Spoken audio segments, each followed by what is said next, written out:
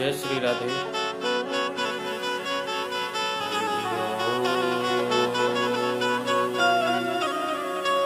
श्री गणेशाय नमः। श्रीमद्गुरुचरणकमलेभ्यो नमः। श्री सीतारामचन्द्रचरणकमलेभ्यो नमः। श्री राधाकृष्ण चरणकमलेभ्यो नमः। श्री माता पितृ चरणकमलेभ्यो नमः। श्री काशी विश्वनाथ चरणकमलेभ्यो नमः। वर्णानामर्थसङ्घानां रसानां छन्दसामपि मङ्गलानां च कर्तारो वन्दे वाणी विनायको। भवानी शङ्करो वन्दे श्रद्धा विश्वासरूपिणौ। याभ्यां विना न पश्यन्ति सिद्धा शान्तस्त्वमीश्वरम्। ध्यानमूलं गुरोमूर्तिः पूजामूलं गुरोः पदं। मन्त्रमूलं गुरोर्वाक्यं। मोक्षमूलं गुरोः कृपा। नीलाम्बुजश्यामलकोमलाङ्गं सीतासमारोपितवामभागम्। पाणौ महासायकचारुचापम्। नमामि रामं रघुवंशनाथम्।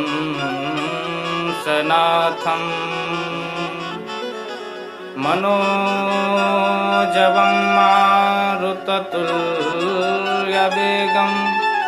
जितेन्द्रियं बुद्धिमतां वरिष्ठं। वातात्मजं वानरयूथमुख्यं।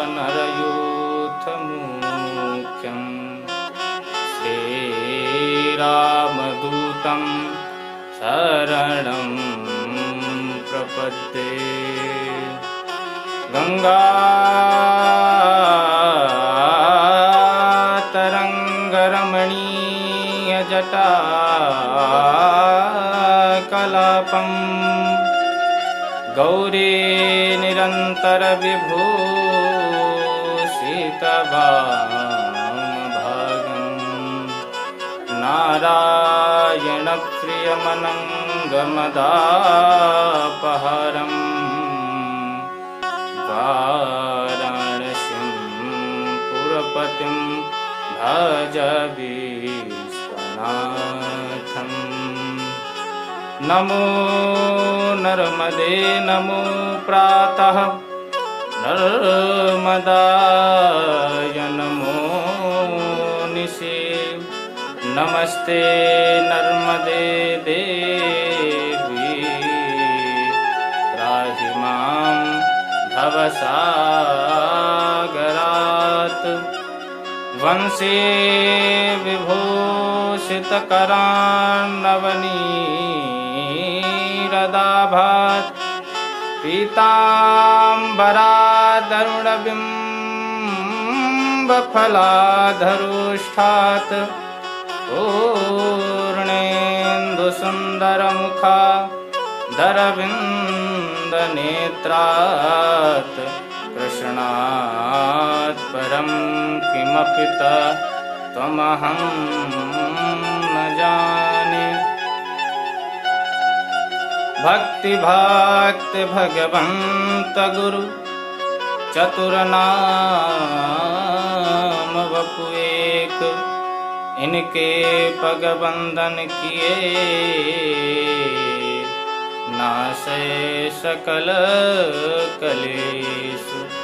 राधे मेरी मात है, पिता मेरो घनश्याम, इन दोनों के श्री चरणन में मेरो बारंबार प्रणाम। प्रेम से बोलो भागवत भगवान की जय। श्री सुखदेव भगवान की जय। श्री सीतारामचंद्र भगवान की जय। गंगा मैया की जय। यमुना महारानी की जय। गौ माता की जय। राजा रामचंद्र भगवान की जय। बांके बिहारी लाल की जय। श्री काशी विश्वनाथ भगवान की जय। पातालेश्वरनाथ की जय। नमः पार्वती पतये। हर हर हर महादेव। नमः पार्वती पतये। हर हर हर महादेव। हर हर गंगे।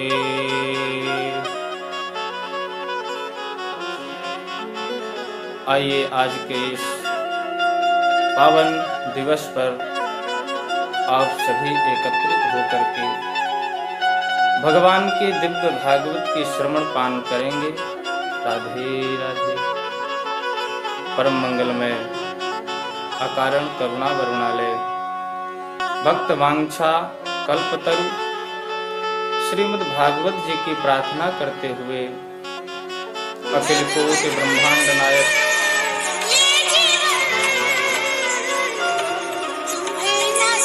अकारण करुणावती भक्त वत्सल शरणागत वत्सल सर्वगत सर्वभूत सर्वहत निष्कल निरीह निर्विकल्प जगत नियंता जगदाधार ब्रजराज श्री बांके बिहारी लाल की महती कृपा करुणा से भगवान श्री भूत भावन भोलेनाथ जी की अनुकंपा से त्रिभुवन पावनी उच्छलत तंगंगा श्री जगत जननी माँ भगवती गंगा की पुण्यमयी सत्कृपा एवं भगवान के चरणों का आश्रय लेते हुए मेरे जीवनाधार प्राणाधार श्री राधा कृष्ण के चरणारविंदों का भी मेरा कोटि कोटि प्रणाम एवं वंदन। मेरे इस देह के आधार मेरे पूज्य माता पिता के भी श्री चरणों में कोटि कोटि प्रणाम वंदन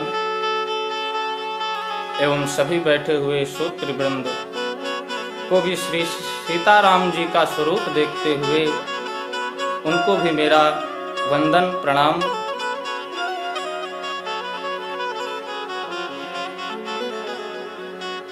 तो आइए आज के इसी भाव में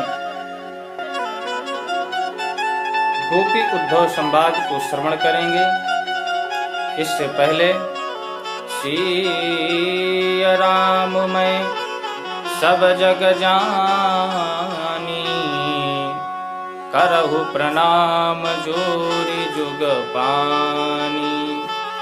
मंगल भवन अमंगल हारी, द्रवं सुदशरथ अजिर बिहारी।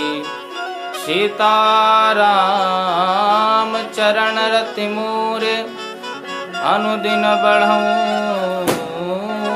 अनुग्रह तोरे।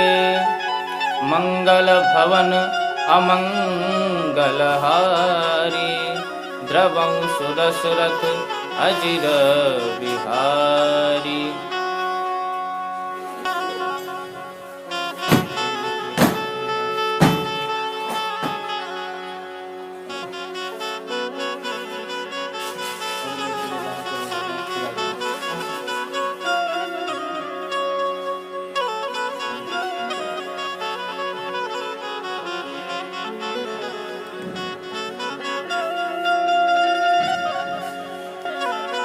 आज के इस पावन दिवस पर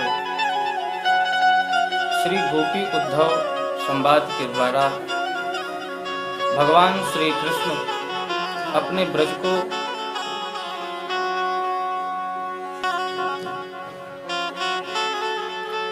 ब्रज से मथुरा की ओर जब चले गए, तब भगवान के माता पिता ने भगवान को गुरुकुल अध्ययन करने के लिए सांदीपन गुरु जी के यहाँ भेजा। वहां पर भगवान ने सभी प्रकार की विद्याओं का अध्ययन किया और वापस गुरु जी को दक्षिणा के रूप में उनके बालक को भी दिया और वापस अपने घर आए और घर में बड़े शांत स्वरूप से बैठे रहते थे। एक दिन की बात है कि माँ यशोदा ने गोविंद के लिए बड़े सुंदर पकवान बनाए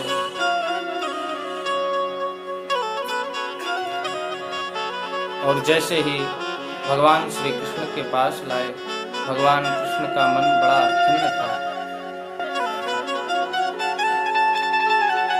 माँ ने पूछा कि कृष्ण तुम्हें क्या दुख है? हमारे मथुरा में कोई तुम्हें तकलीफ हो तो बताओ। भगवान कृष्ण बोलते ही नहीं हैं और आज दुखी हैं। माँ देवकी सीधे चली आई, वसुदेव जी से बताया कि आज कृष्ण दुखी है। क्यों दुखी है इसका रहस्य मुझे भी नहीं मालूम। वसुदेव जी ने कहा मुझे भी पता नहीं है, क्योंकि मैंने तो कृष्ण का पालन पोषण किया ही नहीं। पालन पोषण तो नंद बाबा ने किया और वही इसके स्वभाव को भी जानते हैं।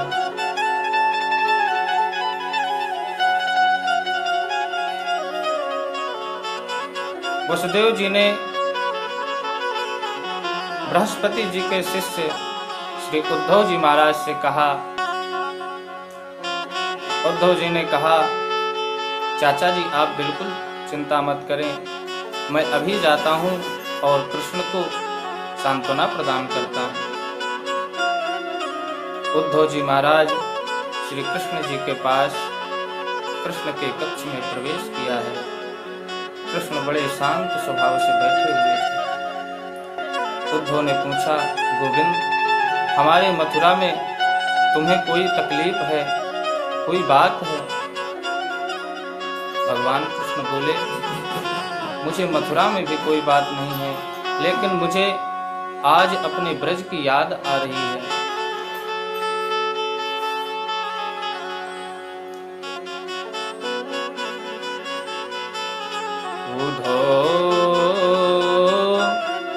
मोहि ब्रज बिसरत नाही, हंस सुता को सुंदर कलरव और कुंजन की छाई।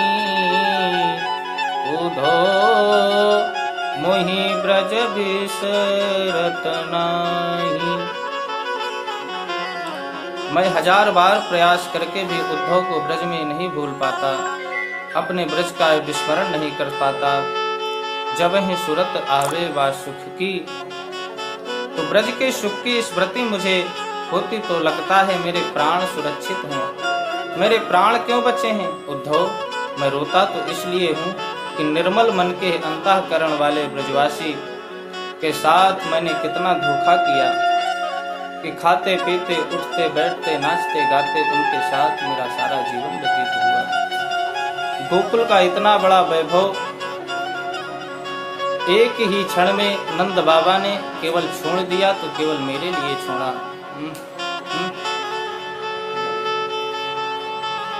बंद कर।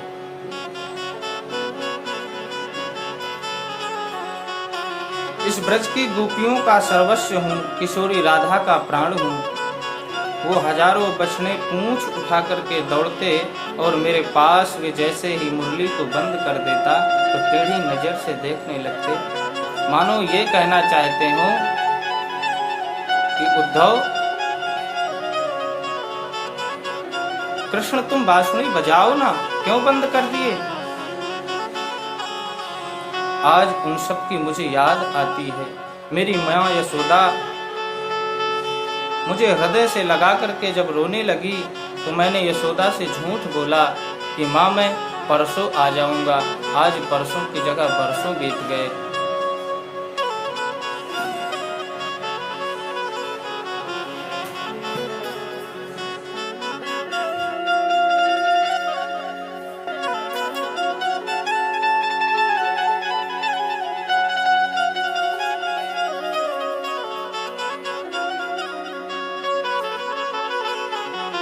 ये मैंने अन्याय किया ना। अच्छा उद्धव एक बात बताओ, मुझे उन ब्रजवासियों की याद आती है तो इसका मतलब क्या है, वो लोग भी मेरी याद करते होंगे ना।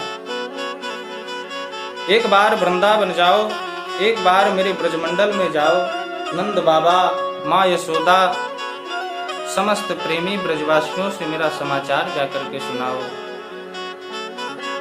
उद्धव ने टेढ़ी नजर से देखा गोविंद को और बोले, वाह रे कन्हैया, याद आ रही है, परम ब्रह्म को याद आ रही है। ब्रजमंडल की ओर समाचार लेकर के जाऊं, बृहस्पति शिष्य यदुवंशियों का प्रवर मंत्री मैं उद्धव जब जहता जात लक्षण का निरूपण करूंगा तो बेचारे गांव के ब्रजवासी क्या समझेंगे मेरी बात को। कृष्ण बोले, ओहो इतना अभिमान।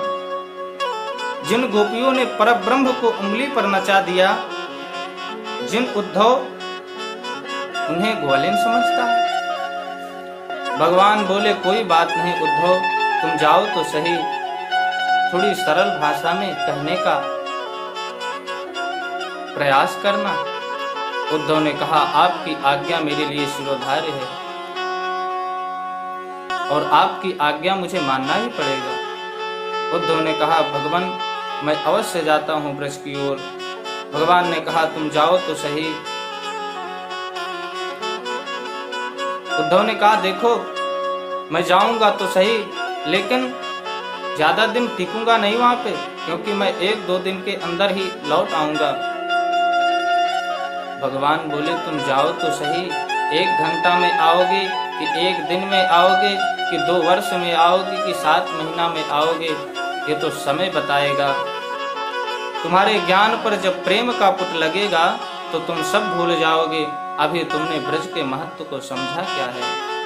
उद्धव जी ने कृष्ण के मोर पंख को लिया है, क्योंकि भगवान कृष्ण ने कहा, उद्धव तुम मेरी जब तक काली कमरिया और मोर पंख लेकर के नहीं जाओगे तब तक तुम्हें ब्रजवासी पहचानेंगे भी नहीं। क्योंकि ब्रजवासियों में ये है कि वो मेरे सिवा ज्यादा किसी से बात तक नहीं करते और ना तो किसी का दर्शन करते, सिवाय मुझे ही याद वो करते हैं। आचार्य सुखदेव भगवान की लीला को परीक्षित जी से कह रहे हैं कि जिस दिन से कृष्ण वृंदावन को छोड़ करके गए, उनके मित्रों की परिस्थिति क्या है। ये छोटे छोटे ब्रजवासी, नन्हे नन्हे सखा, छोटे छोटे ग्वाल बाल, सूर्य निकलते ही प्रातः काल मथुरा की गली पे आकर के बैठ जाते, मथुरा की ओर टकटकी लगा करके देखते रहते हैं कि आज मेरा गोपाल वापस आएगा। और जब शाम हो जाती तो नंद बाबा के महल की ओर चले जाते और माँ यशोदा की ओर बड़ी जोर से चिल्ला के कहते, मैया आज भी तेरा कन्हैया नहीं आया। इस प्रकार से नित्य प्रति रात्रि बीतती है, सुबह होता है, सुबह जाकर के सभी ग्वाल बाल बैठ जाते हैं भगवान कृष्ण के सखा और भगवान कृष्ण की ही वाट देखते रहते हैं।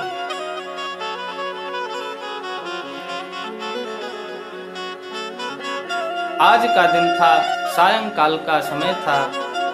एक सुंदर रथ आते देखा, रथ की ध्वजा चमकी। अब ब्रजवासी दौड़ पड़े, हमारो लाला आए गयो, कन्हैया आए गयो। एक बोलो, पहले आने तो दे, बाद में जाऊंगा। लेकिन जब सभी ब्रजवासी दौड़ पड़े तो वो ब्रजवासी भी दौड़ पड़ा। वे छुप करके बोला, आने दो लाला को। जब कन्हैया आए करके मेरे चरणन में पड़ेगो, मेरे चरणन में बार बार माफी मांगेगा, तभी मैं आज वहां से बात करूंगा, नहीं तो बात नहीं करूंगा। मुझे क्षमा याचना करनी पड़ेगी। जब सभी ग्वाल बाल दौड़ पड़े कृष्ण से मिलने के लिए, तो झुंड में छुप करके जो बैठा था वो भी वापस आ गया। उद्धव जी के रथ के पास पहुंचा है। सखा बोले, तू तो कह रहे हो कि मैं नहीं आऊंगा। वो बोला, रूठूंगा तो बाद में, पहले भगवान के गले तो मिल लूं। उद्धव ने कहा, जय श्री कृष्ण। सुनिए, मैं उद्धव हूँ, मथुरा से आया हूँ, कृष्ण का मित्र हूँ। गोविंद ने मुझे भेजा है। आप लोग बता सकते हो माता यशोदा का दर्शन मुझे कहाँ पर सुलभ होगा? ब्रजवासी 2 मिनट तक तो मौन रहे और बोले, वाह रे कन्हैया, परसों की कह करके बरसों बिता दिया और बरसों बाद सूचना देने के लिए भेजा तो अपने मित्र को भेजा। ग्वाल बाल बोले, उद्धव, माँ यशोदा का मार्ग महल के मार्ग का बताना अब जरूरी नहीं रहा। लाला की याद में रोते रोते नेत्रों की ज्योतियां समाप्त हो गईं। कृष्ण की याद में रोते रोते जिनके श्रवण शक्ति कमजोर हो गई, उस माँ यशोदा के महल का मार्ग बताना जरूरी नहीं है।